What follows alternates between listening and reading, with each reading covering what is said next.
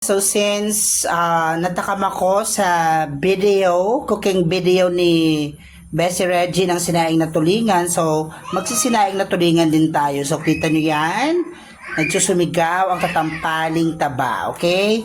So we have there 2 kilos tulingan. So pinagawa ko na siyang pang sinaing, then yung mga dapat ilagay, so naka-ready na siya, okay? So later I'll show you the finished product. Everyone, so ayan, titingnan natin, sisilipin natin yung ating sinaing na tulingan. So ayan, nakita nyo yan. So ayan, madami siyang tatampaling taba, tapos kumukulo-kulo na siya. Ayan. So ayan po, tapos ayan, syempre hindi natin nakalimutan ang tuyong kalamyas. Tapos sabi nga ni Ate Reggie, ilagyan daw ng kamatis at may 4 na pirasong siling haba. So, paigay na lang natin siya, okay?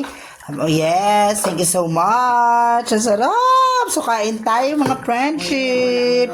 Let's eat! Everyone, so ayan. So, ito na yung final stage ng cooking natin ng sinaing na tulingan. So, sisilipin natin ngayon kung igang-iga na, okay? So, tada! Ayun! Sumulkulo pa din siya. Ayan, nagmamantika na ba? Ayan. So, hindi ko alam kung mantika ba yan o naiiga siya. So, ayan na po siya. Kain po tayo. So, nakita nyo yan, yung mga katampaling taba, tsaka yung pinatuyong kalamyas. My gosh. So, konti na lang na minuto ang ating iintayin. Maiga-iga lang siya, ay laban na to, okay? So, kain tayo. Naku, sure na naman ang kain kong madamihan. Let's eat! So, ito na yung ating sinaing na tulingan alanika.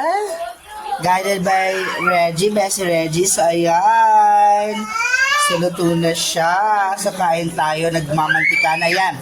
So, nagmantika na siya. Parang siya naman nilaw-nilaw. So, let's eat, everyone. So, kita no, marami yung tinuyong kalamyas. At syempre, yung tabang tatampalin. Hindi sa sampaling pagpepes. Ayan. Everyone, so ayan na ang ating sinaing na tulingan alanika. Ayan. So, luto na siya. Yes. So, iga na siya. Wala na siyang tubig-tubig masyado sa gilid. Tapos, nagmamantika na siya. So, thank you so much, Bessie Reggie, for teaching me how to cook sinaing na tulingan. Yes. So, nagpaturo ko kay Bessie Reggie paano ba siya gawin. So, bumili ng tulingan, ipalinis, ipaikot yung buntot, pahiwaan, bumili ng sukang paumbong, bumili ng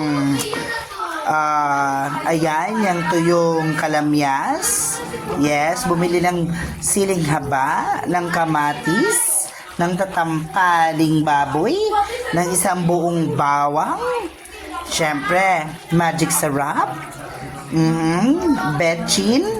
So, yun ang mga lagay dyan. Yes, ayun.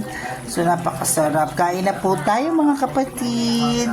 So, for the first time, makapagluto ako ng sinaing na tulingan dito sa bahay. Kasi never pa nagluto ng sinaing na tulingan sa bahay dito. So, whenever nagkikrave ay nabili na lang. So, this time around, I know how to cook sinaing na tulingan. So, kain po tayo. Ang sarap eh, nagmamantika siya. Let's eat!